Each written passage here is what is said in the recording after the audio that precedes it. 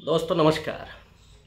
BJP के लिए जाति जनगणना का मुद्दा गले की फांस बन गया है। राहुल गांधी ने अपनी भारत जोड़ो यात्रा से लेकर के अब तक जो लगातार ओबीसी के कार्ड को खेला है, उससे बीजेपी लगभग पस्त हो चुकी है।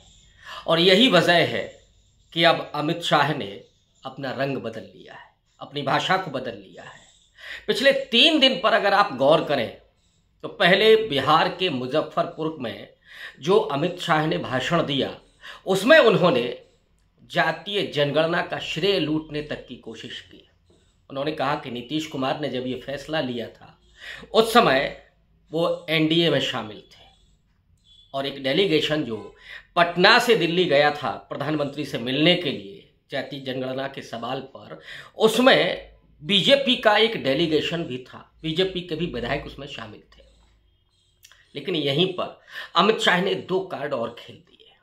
पहला कार्ड तो ये कि उन्होंने कहा कि इस जनगणना में, इस जातीय सर्वेक्षण में यादवों और मुसलमानों की संख्या को बढ़ा चढ़ा करके दिखाया गया है। माने फिर वही डर और विभाजन की राजनीति कि जो ओबीसी के भीतर यादवों का डर पैदा करना और ये नफरत पैदा करना कि सारी मलाई आरक्षण की यही खा गए, और ये भी डर पैदा करना कि ये समाज में विभाजन पैदा करते हैं। उत्तर प्रदेश में के संदर्भ में अगर कहें और बिहार के पुराने राज को देखें तो ये गुंडा राज होता था मीडिया के शब्दों में। तो वो एक डर कायम करना। दूसरा, मुसलमानों की जनसंख्या को ये कहना कि बढ़ा चढ़ा करके दिखाई गई है, वो दरअसल वही सांप्रदायिक राजनीति, उसका कार्ड खेलने की कोशिश अमित शाह वहां पर करते हैं। एक और जो उन्होंने कार्ड खेला वो ज्यादा महत्वपूर्ण है, उस पर मैं कभी और चर्चा करूंगा। उन्होंने कहा कि अति पिछड़ों की आबादी तो 36% है, सबसे ज्यादा है। तो क्या नीतीश कुमार लोअर ओबीसी से कोई मुख्यमंत्री बनाएंगे? उसके ठीक दूसरे दिन छत्तीसगढ़ के एक चुनावी सभा में अमित शाह काफी आगे निकल गए। वो डर उनका दिखाई पड़ने लगा और इसीलिए मैं आज कह रहा हूं कि राहुल गांधी के ओबीसी कार्ड के आगे जो गुजराती शेर थे वो ढेर हो गए। अमित शाह ने छत्तीसगढ़ में कहा कि हम जातीय जनगणना के विरोधी नहीं हैं। हालांकि धीरे से उन्होंने बचाव भी कर लिया, ये कूटनीतिक बयान है।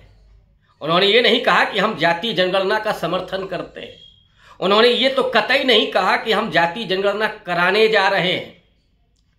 तेजस्वी यादव ने अमित शाह के उस बयान पर कि इसमें जनसंख्या को बढ़ाकर के दिखाया गया है, उन्होंने चुनौती पेश कर दी थी अमित शाह के सामने कि आप करा के दिखा दो। अगर आपको लगता है कि आंकड़े दुरुस्त नहीं हैं तो केंद्र सरकार को जातीय जनगणना करानी चाहिए। इतना ही नहीं, तेजस्वी यादव तो यहां तक बोले कि अरे भाई, जहां पर बीजेपी की सरकार है वहीं पे वो जातीय सर्वेक्षण करा करके दिखा दें। यानी तेजस्वी यादव ने वहीं तुर्की बर तुर्की जवाब देकर के अमित शाह के इस एजेंडे को धो दिया।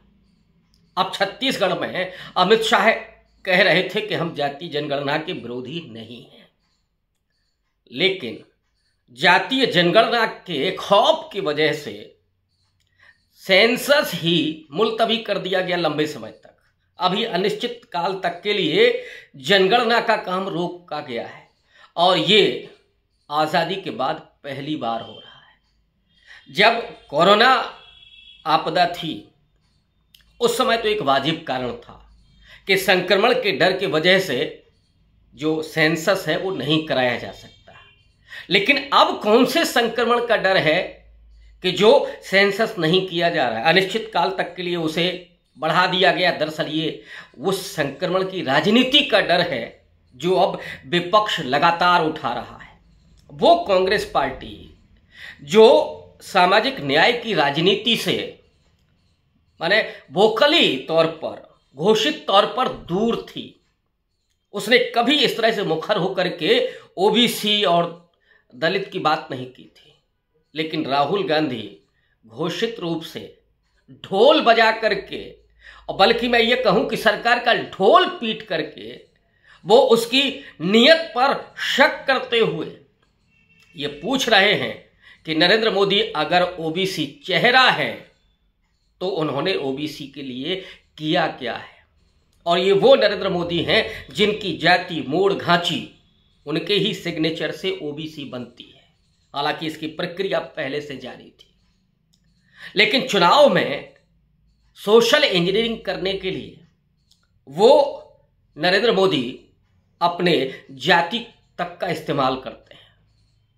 कांग्रेस के एक नेता के सवाल के जवाब में वो यहां तक कहते हैं कि मुझे नीच कहा जा रहा है, और वो विक्टिम कार्ड खेल करके नरेंद्र मोदी बड़ी जीतें हासिल करते हैं।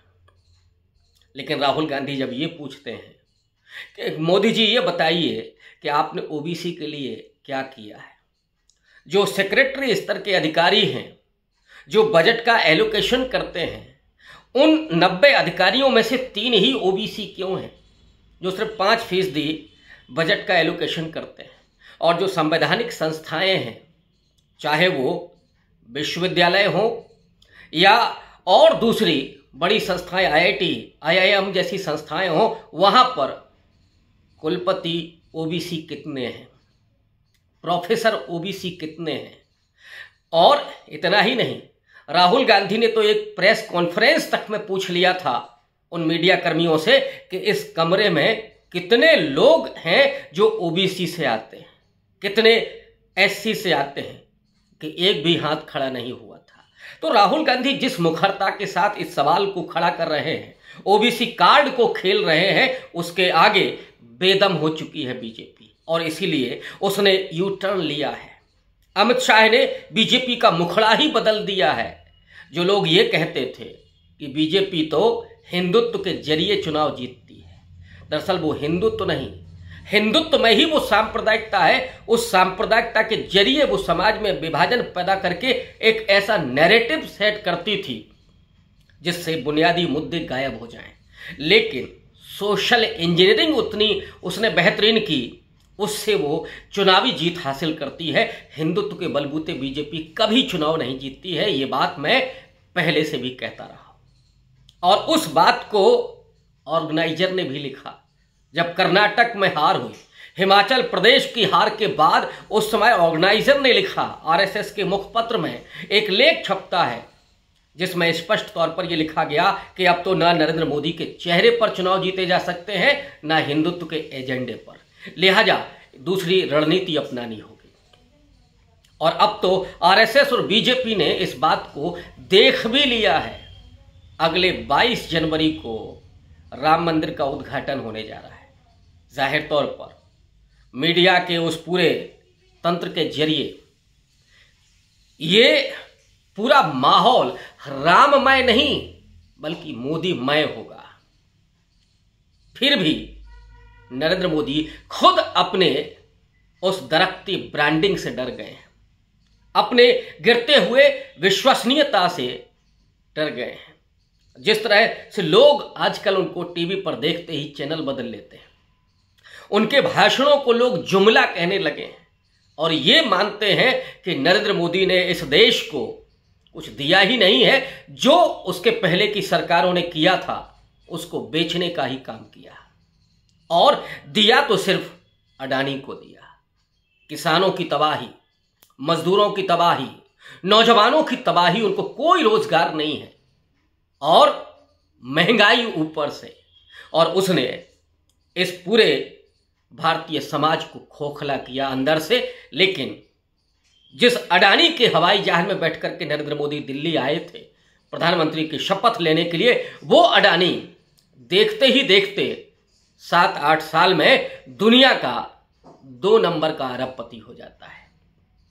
हिंडनबर्ग की रिपोर्ट ने, राहुल गांधी ने बहुत सारे आरोप लगाए कि ये तमाम घपले घोटाले हैं अडानी के उस संपत्ति के बनने में, लेकिन कोई जांच नहीं करवाते मोदी जी।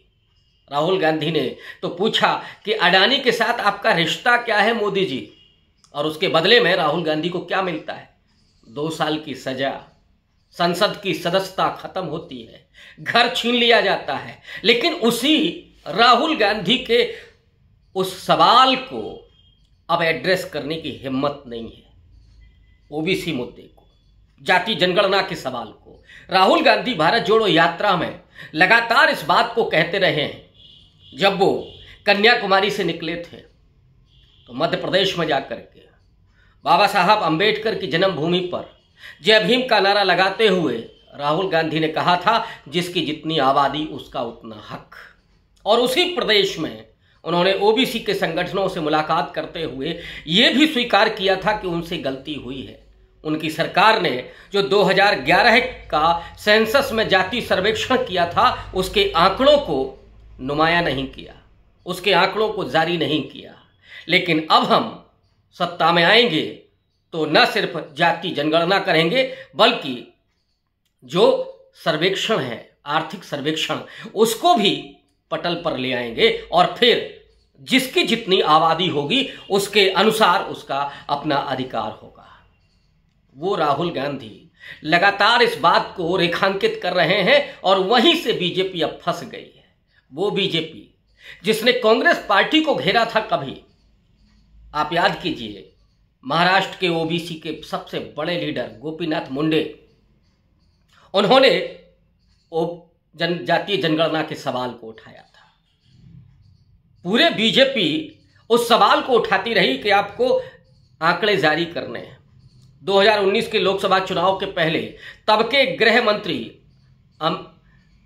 राजनाथ सिंह ने यह वादा किया था पार्लियामेंट में खड़े होकर के कि वो जातीय गणना कराएंगे।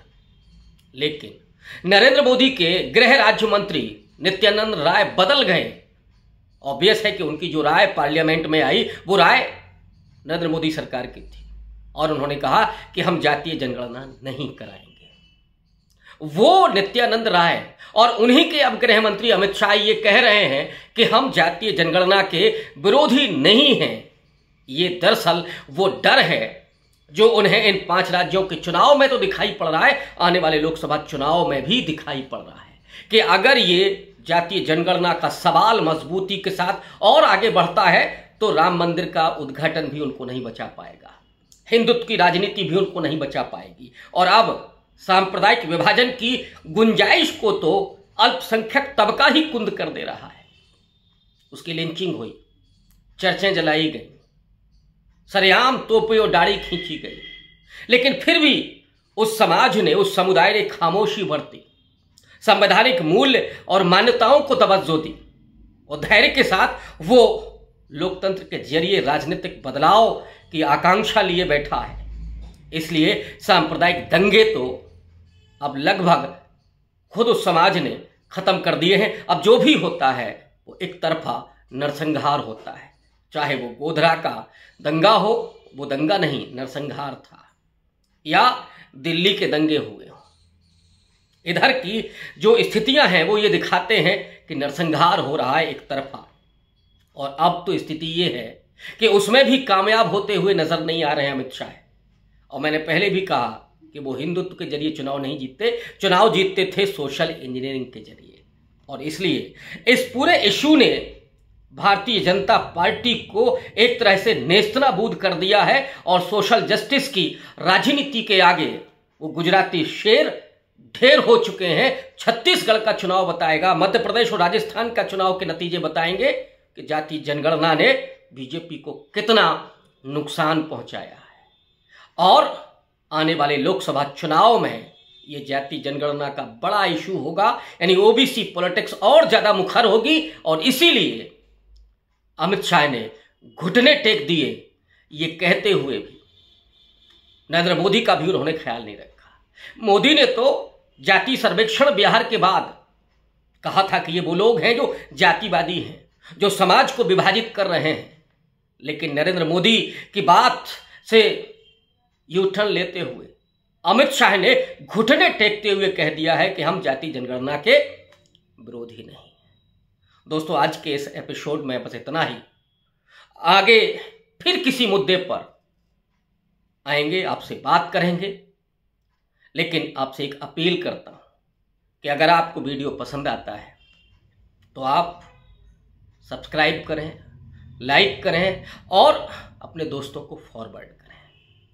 ये जो वक्त है वो सोशल मीडिया को मजबूत करने का है, क्योंकि जब इलेक्ट्रॉनिक मीडिया नियंत्रित हो गई है अपने आकाओं के हाथ में, या वो घुंघरू बजाते हुए भक्त मंडली में तब्दील हो गई है, ऐसे समय पर जो वैकल्पिक मीडिया है, जो सोशल मीडिया है, उसको प्रमोट करना, उसको देखना, उसकी बातों को साझा करना, ये हम सब का दायित्व है। इसीलिए आपसे बार बार अपील कर रहा हूं। शुक्रिया, धन्यवाद।